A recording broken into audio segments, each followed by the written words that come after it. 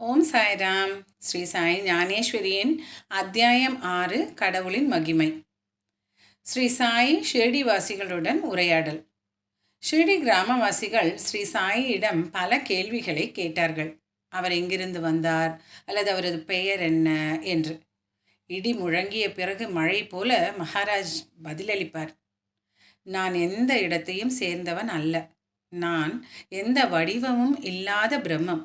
ஆனால் நான் கர்மாவால் பிணைக்கப்பட்டுள்ளதால் எனக்கு இந்த வடிவம் கிடைத்தது. பிரபஞ்சம் என் தங்குமிடம், பிரம்மம் என் தந்தை மற்றும் மாயை என் தாய். அவர்கள் இந்த உடலை கொடுத்தார்கள்.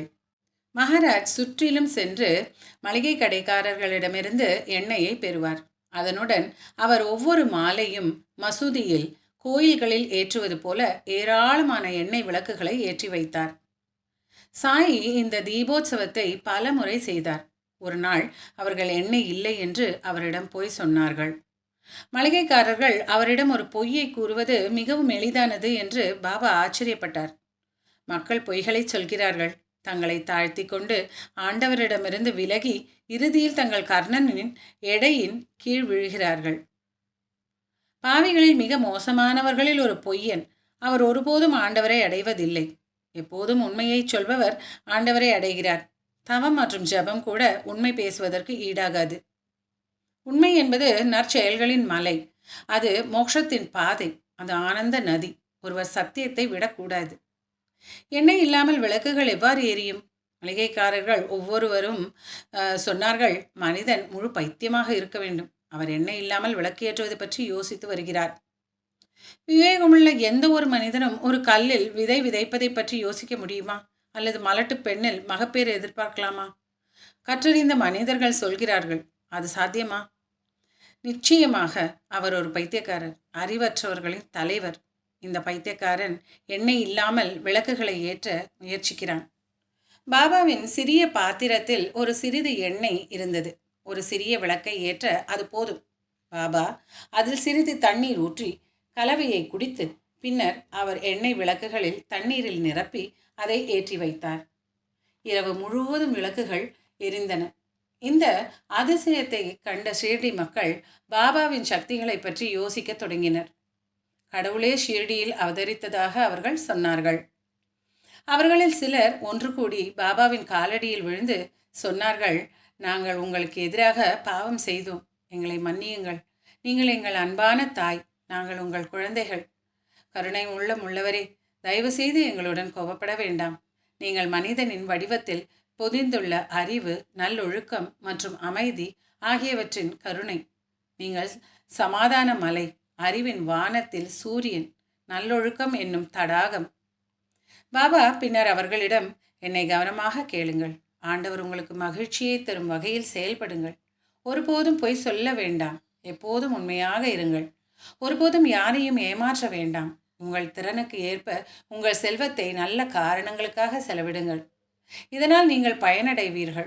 இறுதியில் நாராயணனை சந்திப்பீர்கள். என் வார்த்தைகளை நினைவில் வைத்து அதன்படி செயல்படுங்கள். ஸ்ரீ சாயி சாந்தோர்கர் உரையாடல். பாபா நானா சாஹிப்பிடம் சிறிது நேரம் தங்கும்படியும் ஷீரடியில் தனது உணவை உட்கொண்டு நாகருக்கு செல்லும்படியும் கூறினார். இதை கேட்டு நானா சாஹிப் நிதானமாகி கான்கான்வகருடன் உணவுக்கான ஏற்பாடுகளை செய்தார். சாய் மகாராஜ் பின்னர் நானா சாஹிப்பிடம், இந்த நபர்களை பாருங்கள், அதாவது உணவு இல்லாமல் விட்டு சென்ற 2 நண்பர்கள், அவர்களை பற்றி, அவர்களின் சுயநலத்தை பற்றி கூறினார். அவர்கள் தங்கள் தோழர்களை கூட விட்டு விடுகிறார்கள் என்று கூறினார். நினைவில் கொள்ளுங்கள் நானா, உலகின் இறுதி வரை உங்களை கைவிடாத தோழர்களை மட்டுமே உங்களுடன் அழைத்து செல்லுங்கள். ஒரு மனிதனின் தோழர் ஒரு பூவின் மனம் போல் இருக்க வேண்டும். இருவரும் சாப்பிட்ட பிறகு பாபா நானா சாஹிப்பிடம், நீங்கள் இப்போதே கிளம்பலாம். ஆனால் நான் சொன்னதை நினைவில் கொள்க. ரயில் வர இன்னும் நேரம் இருக்கிறது என்று கூறினார். ஸ்ரீ சாயி குல்கர்ணியின் உரையாடலை நாம் இப்போது பார்க்கலாம். குல்கர்ணி நகர நீதிமன்றத்தில் ஆஜராக வேண்டியிருந்தது. எனவே புறப்படுவதற்கு முன்பு குவித்த கைகளுடன் பாபாவிடம் சென்று உதவி கோரினார். நீங்கள் ஒரு சந்நியாசி, ஒரு சத்புருஷர். நீங்கள் சீனிவாசர், முக்காலத்தையும் உணர்ந்தவர் என்று நான் நம்புகிறேன். குற்றச்சாட்டுகள் உண்மையா இல்லையா என்பது உங்களுக்கு தெரியும். இதை பற்றி நான் எதுவும் சொல்ல விரும்பவில்லை. ஆனால் தயவு செய்து என்னை காப்பாற்றுங்கள். அவர் பாபாவின் கால்களை பிடித்து அழ ஆரம்பித்தார். கடவுள் குபேரன் நமக்கு அருகில் இருந்தால் நாம் ஏன் அங்கும் இங்கும் சுற்ற வேண்டும்? மீன்கள் க்ஷீரசாகரத்தை விட்டுவிட்டு அழுக்கு வடிகால்களுக்கு செல்வதில்லை. உங்கள் தாமரை பாதங்களில் நான் வேண்டுகிறேன். நீ என் தந்தை, தாய், நீ என் ஒரே அடைக்கலம். தயவு செய்து என் பிரச்சனையை தீர்க்கவும். காமதேனுவின் குழந்தைகள் பாலுக்காக வேறு ஒருவரிடம் செல்ல தேவையில்லை. கல்பவிருட்சத்தின் பழங்கள் முட்களில் விழுமா? தயவு செய்து இந்த கவலையை தணிக்க ஏதாவது ஒன்று செய்யுங்கள். இல்லையெனில் இந்த உலகம் உங்களை பற்றி தவறாக பேசும். பக்தரின் மனமார்ந்த வேண்டுகோளுக்கு கடமைப்பட்ட பாபா அப்பா குல்கர்னியிடம் தற்போது துணை கலெக்டர் ராவரா ஆற்றின் கரையில் உள்ள நெவாசாவில் இருக்கிறார். நீங்கள் பயமின்றி அங்கு செல்லுங்கள். அங்கே நெவாசாவில் இறைவன் தானே இருக்கிறார். தியானேஸ்வர் பாவார்த்த தீபிகா எழுதும்போது அங்கு ஜெபம் செய்தார். அங்கு தசாவதாரம் தோன்றும்.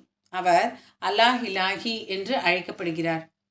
சகுன வடிவத்தில் ஞானேஸ்வர் அறிவற்ற பக்தரை அறிவூட்டுகிறார். நீங்கள் விசாரணை நீதிமன்றத்தில் ஆஜர்படுத்தப்படுவதற்கு முன்பு அவரின் ஜெபம் செய்யுங்கள். ஆண்டவர் உங்களை பாதுகாப்பார். பாபா அவரிடம் சொன்னார், ஆண்டவர் எல்லாவற்றையும் கட்டுப்படுத்துகிறார். அவர் தனது பக்தர்களுக்கு சாத்தியமற்றதை சாத்தியமாக்குகிறார். இனி அடுத்த பகுதியில் நாம் ஸ்ரீ சாயி ஃபெனசே உரையாடலை பார்க்கலாம். ஸ்ரீ சாயியை பணிக. அனைவருக்கும் சாந்தி நிலவட்டும். ஓம் சாய்ராம், ஜெய் சாய்ராம், ஜெய் ஜெய் சாய்ராம்.